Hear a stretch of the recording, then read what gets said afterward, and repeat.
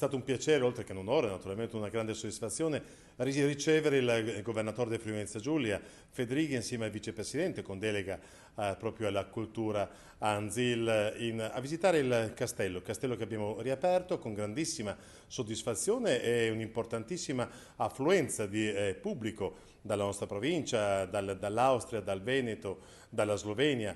Tanti sono i turisti che hanno espresso grandissima soddisfazione anche e soprattutto anche per la dotazione importante multimediale di cui dispone adesso il nostro maniero. Abbiamo importanti progetti anche a settembre-ottobre con ulteriori eventi, manifestazioni, ma a ulteriori anche attività ed interventi il prossimo anno.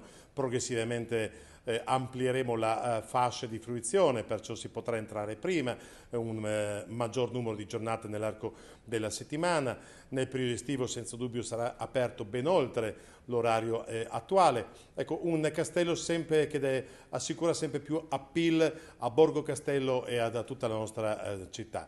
Un castello che è anche luogo espositivo insieme all'adiacente, ex musei provinciali, anch'essi saranno oggetti di importante potenziamento. Ci fa piacere che il governatore e il vicepresidente abbiano espresso il loro apprezzamento. Un grazie perciò alla Regione anche per il sostegno che ci dà alla città di Gorizia, dà al nostro turismo, dà alla Capitale Europea della Cultura, che come sappiamo sarà uno straordinario evento per tutto il Friuli Venezia Giulia.